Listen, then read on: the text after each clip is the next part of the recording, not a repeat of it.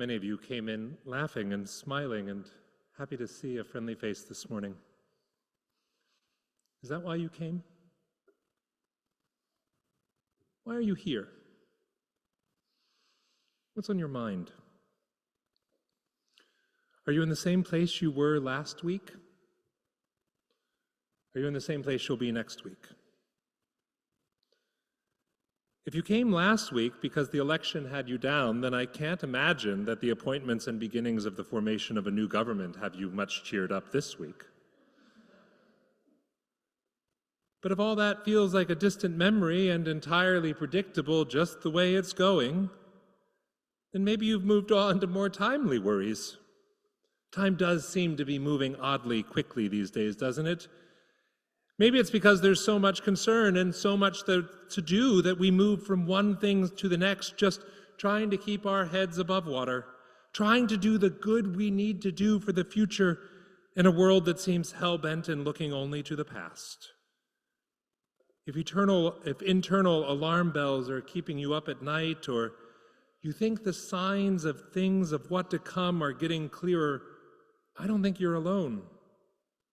If this has you standing still and not knowing what to do, or better yet still, sitting still, looking all around and scratching your head, then, well, if that's what you're doing, then you're really not alone. You've got at least Peter and James and John and Andrew sitting there with you. You've got Jesus too.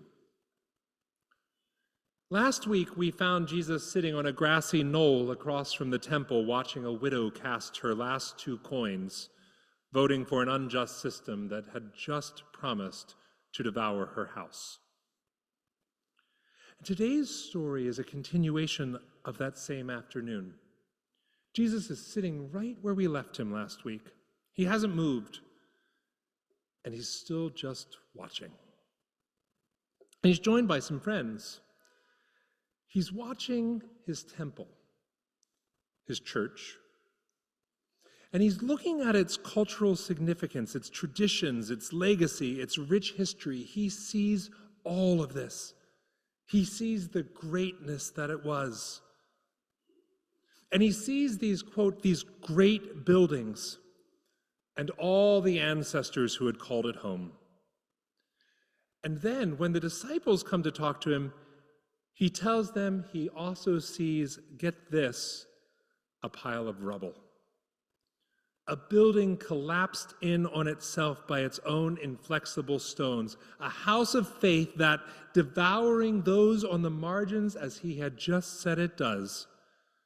A house of faith that can no longer stand for the world Jesus imagines, the world of justice and inclusion and care and hope that Jesus sees. Jesus can see the past, and he loves his history. Remember those stories of when he was a boy? He read and he studied there in that temple. It was his home. He left his mother and father to go there. He knew the elders. They were his teachers, and he loved it. But now, grown up, he can also see the difference between history and future. He knows the temple system inside and out, and what does he see? He sees its collapse. He sees the day those stones will fall amongst themselves. Now, many these days are seeing similar things in the state of our republic. Maybe they're right, or maybe they're not, but looking for signs of imminent demise has become a national pastime for both the right and the left. Pundits, newscasters, teachers, preachers, all alike are predicting doom. And personally, I'm rather envious of their fortune-telling abilities. While I may not personally feel great, my own crystal ball went dark on November 3rd, and I can't jumpstart it for love nor money these days. I have no idea what's going to happen. I'm sitting there with Jesus on that grassy knoll, watching and asking him to tell me what he sees. Now, here in church, We too are meeting today. If this is your first time visiting with us, welcome to church. We're really glad that you're here and worshiping with us. And after this, we're going to have a church meeting. You are welcome not to stay. We are having a meeting today about a way forward that honors our past while building a future. And like in Jesus' time, some will say that the temples we have loved in the past must always be the way forward. And others, like in Jesus' time, will say that no stone will remain in those temples who have not advanced care for those of us on the margins. And they'll quote Jesus to say the stones themselves will cry out for justice. There will be looking backward and looking forward. And together we'll pray that Jesus will come and sit right here, right next to us, and tell us, like he did then, about all that may come when we follow him. Perhaps what we may remember through both church and state is that both of these institutions are human, all too human, and thus destined to die. There is no way for any human endeavor to escape death. And what a blessing this is. For just as truly as there is no Easter without Good Friday, there is no resurrection without death. And resurrections for institutions look a bit differently than they do for people, of course. For institutions, particularly for churches, our word here, well, it's more like a reformation. Reformations. We are a reformed people. I have allergies, so pardon me. We are a reformed people, which means we are still reforming. And in this, there is such great hope. There is truth. A pastor I admire once told me that many, many people go to church in the past. This was his first description. Many people go to a church in their past. They go to the one they were raised in, where they can remember the smell of their grandmother's perfume, or where their family is buried, or where they got married, or where they baptized their children. They want to live in that happy church of the past forever.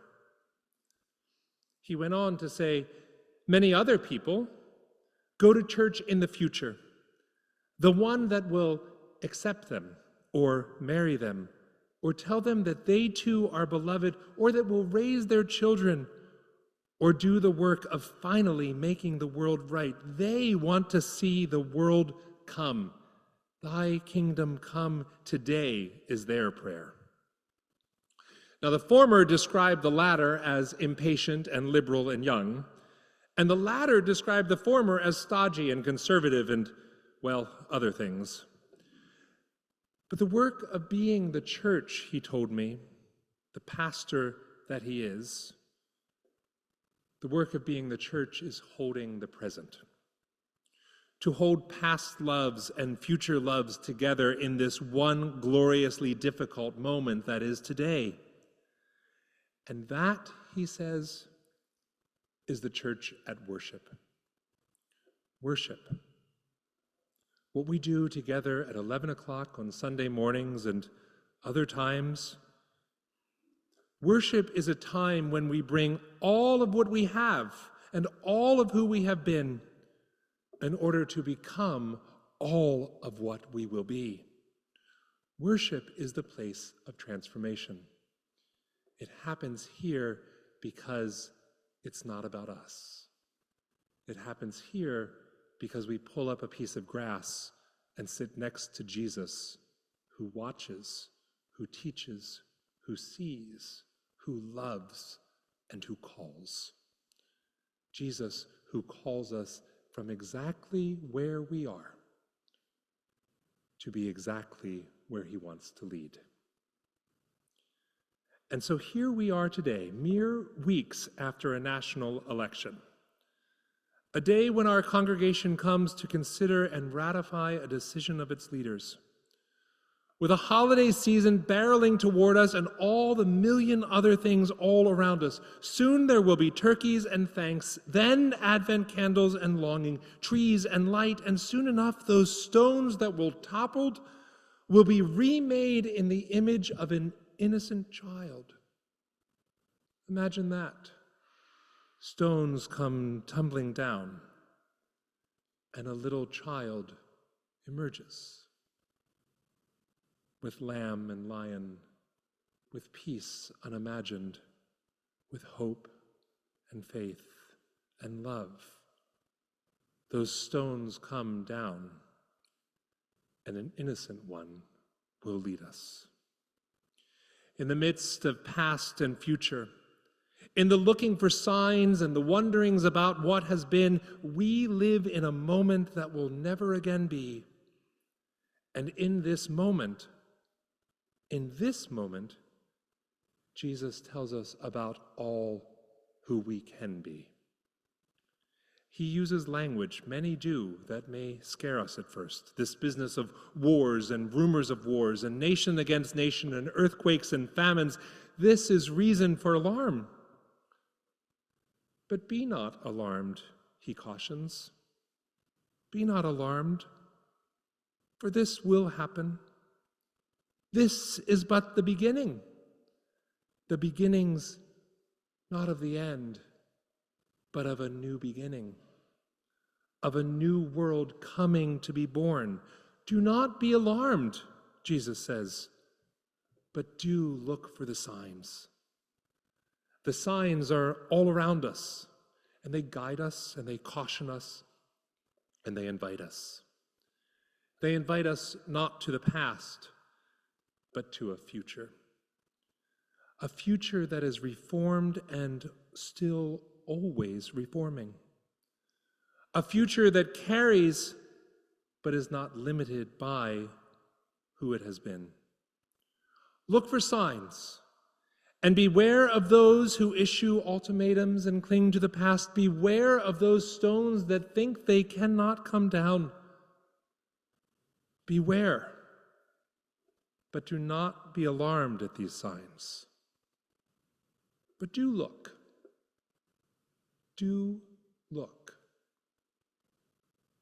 As we head to Advent, this is the invitation. To look around. To notice the signs and the stars, the portents and the things to come, and to take heart. Reformations abound. Resurrection too. Jesus sees this. Can you?